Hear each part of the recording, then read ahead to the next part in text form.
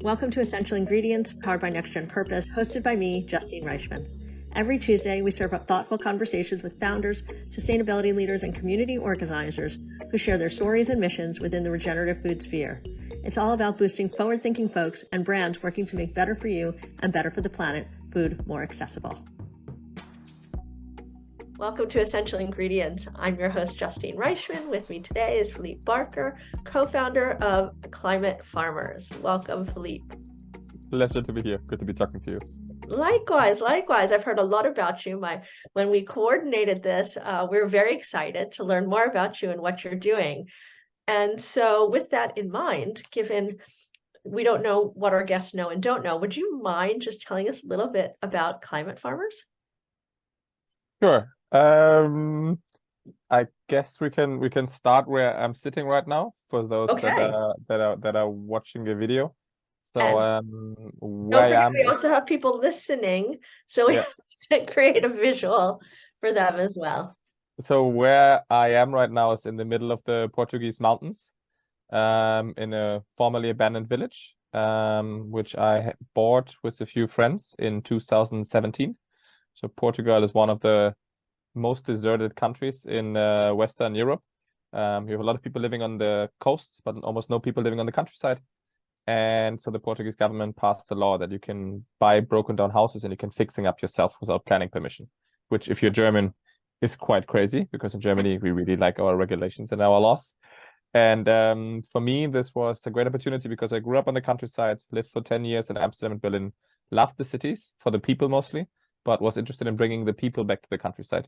So we've been rebuilding this village basically since then. And we also have a few hectares of land here. And that's what got me onto the topic of regenerative agriculture. Now, I don't know how trained or knowledgeable your audience is in that regard. Well, we always like to, break it down. So we have many conversations, and what I've learned is everybody's got a different definition for all these different terms, right? So as it relates to you, I'd love to hear from you. What is regenerative agriculture? Sure. So what I found when I started looking into agriculture, I was quite amazed that the way how we're growing our food is essentially one of the core issues that we're having right now, especially in regards to climate change. So agriculture is responsible for 24% of our greenhouse gas emissions. And at the same time, the current agricultural system does not support the livelihood of farmers. It does not make it attractive for farmers. This is all in the European context, I have to say. And it leads to the fact that we're producing food, which is not very nutritious. That we have an average age of farmers in the European Union, which is 56 years. And that we have a lot of farms in the European Union dying out at the moment because the children don't want to take over the farms of their parents. And also that we're massively causing climate change. Now, the amazing thing is that with regenerative agriculture, we basically use the potential of nature to regenerate itself. And instead of working against nature, as we would be by using pesticides, using the practice of plowing, or many of the other industrial farming techniques, in regenerative agriculture, you work with nature. And one of those things is, for example, that if you enable plants to grow and if you focus on building up soil health, which is essentially what you do in regen ag, then what you do is you cultivate a plethora of microorganisms which are living below soil level, and you feed these microorganisms, among others, with carbon. Carbon, most of you will probably recall, is one of the main causes of climate change. And the beauty is that plants, any plant that you see, wherever you are right now, I hope you have at least one plant in your view. And whatever plant that is, it is right now doing photosynthesis, which essentially means it's taken carbon out of the atmosphere through its leaves. It stores it in the plant, and then through its roots, it brings it deep into the soil. And there in the soil, the plant is basically trading that carbon through the help of mycorrhiza, which is essentially a fungi or different kinds of fungi, which are kind of like the Dutchmen of the soil. They're the tradesmen, and they're trading that carbon against other nutrients and against sugar, for example, which the plant needs to grow. So the more the plant grows, the more carbon it brings down. And if we keep on basically enhancing that bazaar that's going on below the soil level and enhancing that growth, then this is the best way that we have actually for getting carbon out of the atmosphere. And this is just one of the many benefits, also ranging to increase in biodiversity, for example, and also to an increase in soil water storage capacity, because healthy soil has the capacity of soaking up water when it rains and releasing it in times of drought. And drought is an issue that we have here in Europe, massively rising, for example, in Southern Europe right now, again, due to climate change.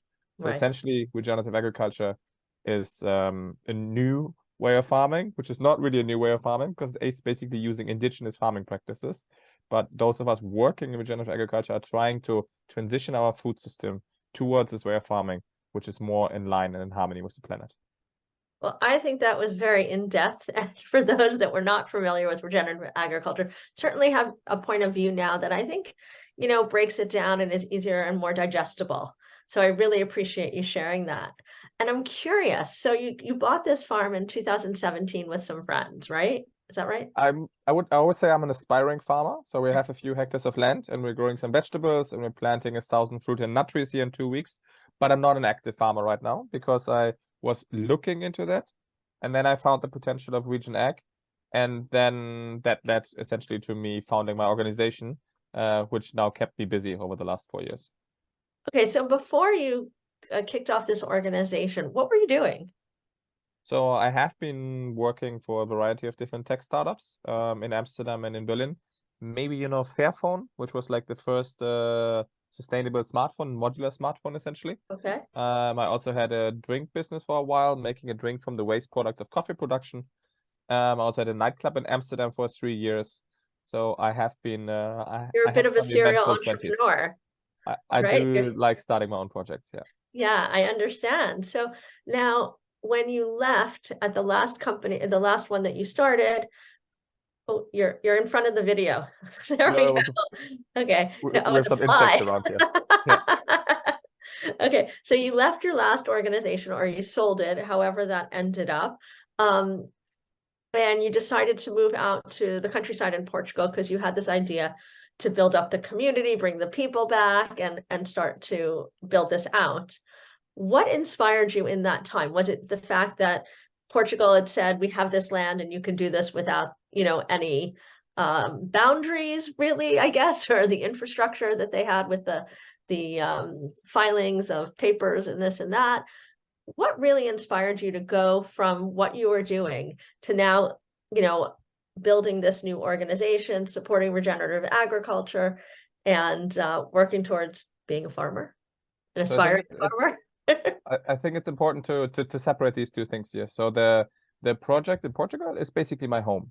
So it's not a company. It's basically just where we're living. And while we bought the land here, I was still spending a majority of my time in Berlin, and I was still working for a company. So I had my income and I could work remote before COVID already. So I spent some of my time here and then I spent some of my time in Berlin. And because we had the land, though, I started looking first into the principles of permaculture. And then through that, I also found regenerative agriculture as a topic.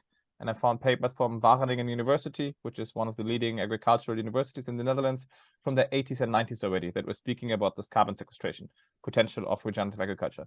And I was amazed at that point because it seemed to me that Regen Ag is the solution to many of the issues that we're facing. But at that point, no one was speaking about this in Europe. Like, this was not a thing at all. And I was just amazed how it's possible that we have the solution to so many issues and it's not happening. And so I was wondering why that is the case. And then I basically went on a 1-year pilgrimage in 2019, basically just driven by curiosity, where I visited all of the regenerative farmers that I could find in Western Europe. Now, it wasn't that many. I found 60 farmers in total, out of 10.5 million farmers that we have in the European Union, for context. And I basically went from farm to farm and I stayed with the farmers, worked with the farmers, and tried to understand how they got into Regen Ag, why they think it's not scaling, and what I could do to support them. And based on these conversations, and then a meeting that I had with my co-founder, Ivo, who I know through the social entrepreneurship network, Ashoka, in summer 2019 in Berlin, where we were, which was the hottest day ever met in Berlin, with 39 degrees. Don't know what that's in Fahrenheit for US That's listeners. like in the 90s, I think. That's like in the 90s. And that's where we were both saying, hey, if we don't focus on climate change, then what are we doing with our lives right now?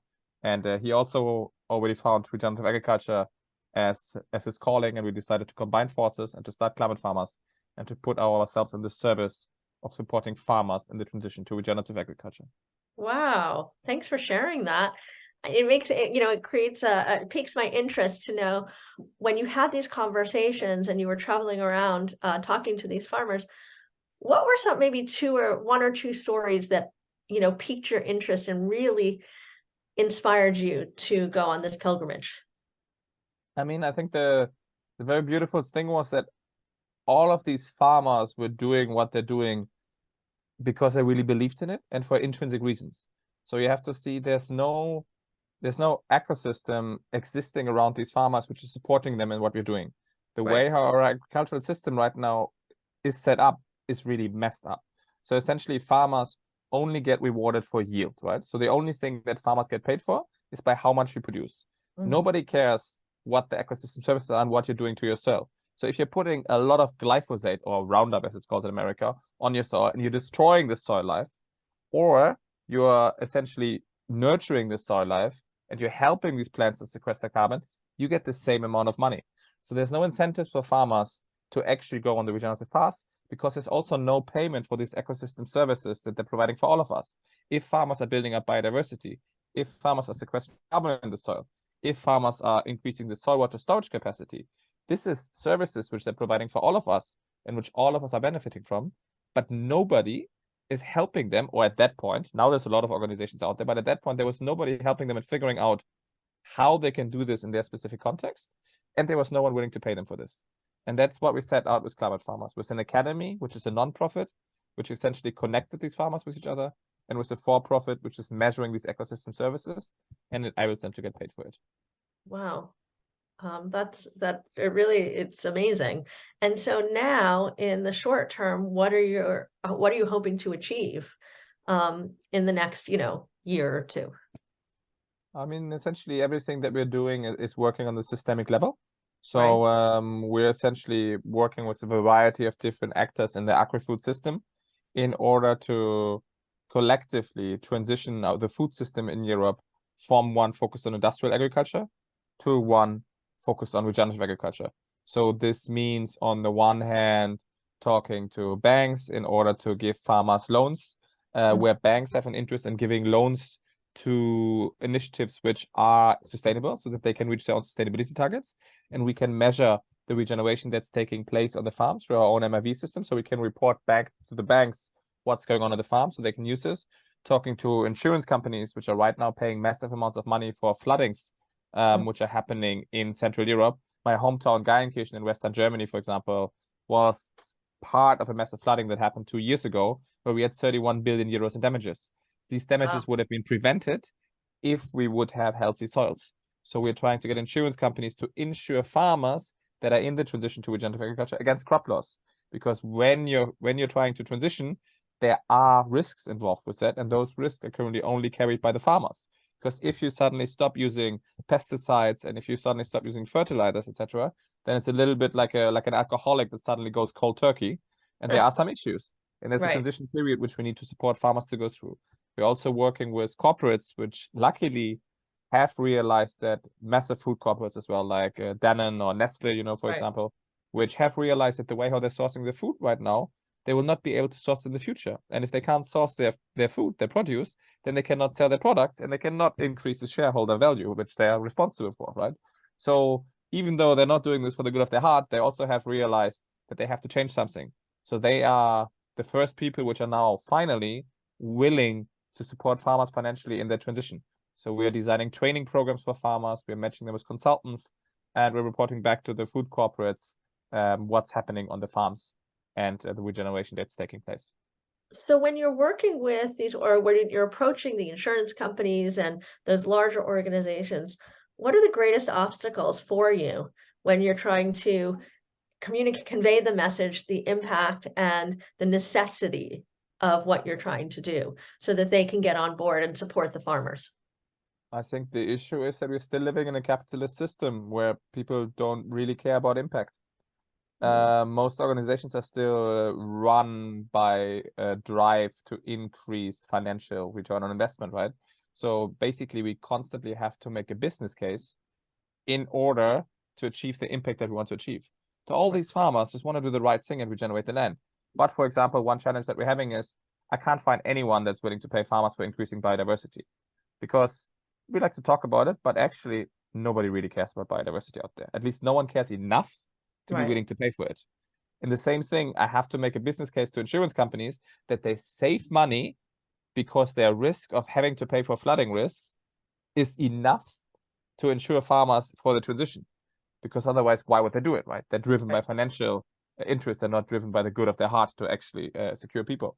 And the same thing is for food corporates. So the best thing that we have found so far is actually carbon. And this is why one of the things that we're doing is also selling carbon credits, which we're generating for farmers, because companies by now are calculating their own carbon emissions, and then they compensate for them. And then we enable them to compensate on a local level by matching them with a local farmer. Now, this is not something that I like. I don't like the carbon market. And I don't like the focus on carbon, which is their regenerative agriculture, but it is the best tool that I have right now to pay farmers. And on top of that, it's nowhere close to enough money. So farmers are sequestering between 1 to 2 tons per hectare per year, which gives us 50 to 100 euros, because we're selling the carbon credits for 50 euros a ton, which is a very high price on the voluntary carbon market. But the transition costs are substantially higher. So we're not able to actually create enough financial incentives in order for the broad mass of farmers, the millions of farmers in the European Union, to go on that transition. And what we do right now is we're supporting these intrinsic farmers, which are very often young farmers, which didn't want to take over the farm of their parents, then went to do something else, realized it's not making me happy, and then luckily found in the depths of the internet regenerative agriculture, and then decided, because they watched Kiss the Ground, for example, which is an amazing documentary on Netflix for those people which are more interested in the topic. And then they decided, okay, I go back to my parents and I tell them, okay, I take over the farm, but only if you let me do it regeneratively. And the parents are like, I don't know what you're talking about, but hey, if you're taking over the farm, then let's go. And then they're struggling, and then we can support them. But this is a minority of the farmers, and it's nowhere near to what we need to achieve the systemic change that we need in order to be able to actually have the impact that we need in order to not run into a climate crisis, which we're currently full headed towards, and to a food crisis, which is something that we're also slowly getting to in Europe. So when you look at this and you say, okay, well, we have a small portion and a small portion is going to be able to help us create some change, what do you think is going to get you over the threshold? And how many people do we need to get on board to have that impact and make that change, to create that change? So what we are doing a lot is we're working with something that we call model farms. So we have farmers by now, slowly, which are already doing regenerative agriculture for 2, 3, 4 years. So they see the outcomes of this on their farms. So we, for example, have a farmer in southern Portugal, which started with holistic animal management and with integration of trees into his farm. And by now he has green grass in southern Portugal in June, which is something that's unheard of. And so we're organizing events for conventional farmers to go to his farm in June and to see this. And then they're running around and they're looking, where's the watering system? Because they can't believe that he has green grass in southern Portugal in June. And this is the kind of moments where it makes clicks in the heads of farmers, because farmers are not impressed by a podcast or by a PowerPoint presentation, but they are impressed by what they see actually working in the soil. And if they see it's working, then they're like, okay, let me try this out as well. So this is the one approach that we're doing. And at the same time, we're doing a lot of policy work. We are working with the food corporates, which have decided now, hey, we want to commit to this and we are interested in investing money in this because we are interested in the long-term survival of our company. We realize that this needs to happen, which is still a few, but at least it's starting there. And we're also working on the policy level, because I don't know how it is in the States, but in Europe, 60 to 80% of the income of farmers is coming through the Common Agricultural Policy, which is basically the money that the European Union is giving out to agriculture. And here it's mostly given out right now based on the size of farms. So you get money per hectare, again, no matter what you're doing, if you're poisoning it, destroying it, or regenerating it. And you get money for what you're planting with certain bonuses in there, but not based on the actual outcomes. So we're doing a lot of lobbying work, and we're working with the Club of Rome, among others, there together in order to change the next cap, which is our long-term goal, which is in 2027, to include payment for farmers for ecosystem services, such as increase in biodiversity. Well, that was my next question. As you were talking about that, what are your long-term goals? So I think you just illustrated one for 2027, but I'm wondering what else you're hoping to achieve or what goals you've set for the next 5 to 10 years. So our goal is to get 10% of our farms until 2027 under regenerative management, because we believe when we have reached these 10%, then we have enough model farms for every other farmer in the European Union to be able to go and to be able to relate to a farm which is in a similar context. And from that, we're hoping to be able to achieve an avalanche effect, essentially, and to make regenerative agriculture the mainstream agriculture. And the world where I want to live in is where people are like, you did what? You plowed your soil and you put poison on it? Why did you do this? Whereas right now, we still have farmers saying, what? You don't use glyphosate? How do you do this? Yeah. Well, I also think, with, there's a huge impact on climate change, but I also think, it impacts health as well. For sure. And so I'd love to, I don't know if you have any information on that you can share, if there's any stories that you've heard, the impact of people and how they are feeling, or, as they change from, the regular general agriculture to regenerative agriculture. Because I think that, I know I just came back from Europe, right? And I was in France, and I ate a bunch of croissant, which I don't normally eat, right? And I'm just using this as an example. And because the flour is not bleached and doesn't have all these things and has less gluten, and just in general, it's prepared a little differently, I didn't get sick the way I do when I'm in the States. So, and that's a little different. We're talking about the way that they produce the flour, etc. But I'm curious what your experience has been with that, with regards to regenerative agriculture, and how people are, sharing with you any stories around wellness. Yeah, it's a super fascinating topic there. So one very interesting saying is like healthy soil, healthy plant, healthy people. Mm-hmm. And that basically sums it up in 6 words. So what's happening is, and I mean, it's very logical that a plant, when it grows, it takes nutrients from the soil, if it's healthy soil. And then the nutrients are in the plant, and then if you eat them, you get them, right? Mm-hmm. And because of the way how we've been farming it, because we have consecutively been destroying the healthy soil and have been cutting the life that's down there, we have started adding this chemically from the outside, right? And because of this, we have by now the food that we're eating has a fraction of the nutrients that it used to have 50, 60, 70 years ago. I think oranges, for example, have now 1/6 of the nutrients that they used to have 50 years ago. So the amount of food that we're consuming is rising, and we're getting obese from it, and we're getting sick from it, because we're not actually receiving nutrients from it anymore. And this is pretty messed up. And this is pretty crazy when you're looking into it, because all these diets and everything, they're looking about, what kind of food you're eating, but you should actually be looking at how is the food grown that I'm eating. And if there was pesticides involved in growing it, then you can be probably sure that it's not good for your health. And I mean, then we also have the ironic situation, which is still insane in my opinion, that the company which is producing most of these pesticides is also the company which is selling us the medicine, right? So the same company that is making us sick is then selling us the medicine to make more money off us, and that is Bayer. Right. Yeah, of course. And so if you continue on this line of thinking, I'm wondering, so if you think about what goes in the soil, right, and that's what could potentially be making us sick, etc., how far do you think we have to go out to be able to, if one farm has, is putting this stuff on, but the next one is more regenerative and not adding it, how far the distance do you think you have to go for that farm that's regenerative not to be affected by the other farm? It goes relatively quickly. I mean, there are, of course, effects. Everything is an integrated system, but you can already see it. And there's a lot of amazing pictures, which you already can find online by now, luckily, of like regenerative farms and conventional farms.